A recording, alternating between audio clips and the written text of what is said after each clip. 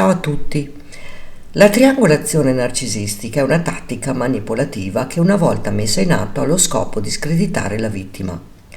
Solitamente il narciso utilizza le cosiddette scimmie volanti, che altro non sono che i suoi parenti, amici e colleghi di lavoro, per infamare nel vero senso della parola qualsiasi persona.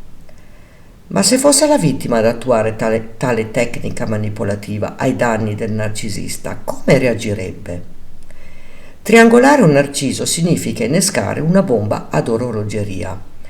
La sua reazione potrebbe sfociare nella classica rabbia narcisistica, delirante, cambiare perfino il timbro della voce, mutare la sua fisonomia e addirittura scagliarsi contro qualunque oggetto e distruggerlo.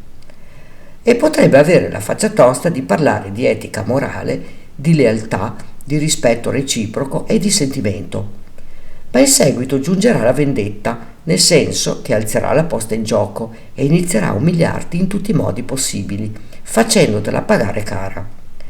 Da qui si deduce che lui può tutto, ma gli altri no. Non dimenticare che il narcisista ha un forte senso di vergogna, quindi rivolgersi a delle scimmie volanti non è certo quello che lui si aspetta o desidera che tu faccia. Certo che con la tua empatia potresti essere tu a sconfiggerlo e a fargli pagare tutto il male che finora hai subito. Se desideri approfondire questo argomento, puoi visionare il mio video. L'empatia sarà la tua rivincita, dove spiego alcune strategie che un empatico può utilizzare per dominare il narciso e così riprendersi il controllo della propria vita. Io personalmente misi in atto le triangolazioni contro il mio ex compagno Narciso e lo feci con lui presente. Mi sfogai in tutti i modi immaginabili come se non ci fosse stato un domani e alzai ancor di più la posta mettendolo a confronto con le sue stesse scimmie volanti. Devo dire che fu un vero sballo.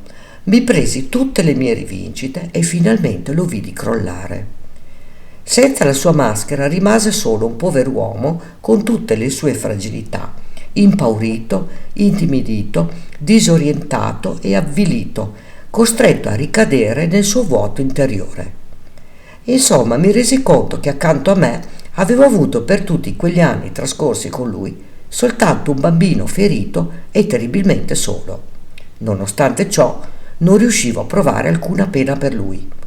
Sulle mie spalle avevo ancora tutto il peso del male che mi aveva inflitto e non potevo permettermi di farmi prendere dalle emozioni. Così cercai in qualche modo di deviare la mia empatia e incalanarla a mio vantaggio. Anche tu hai avuto simili esperienze? Racconta qui sotto nei commenti. Grazie per avermi seguita.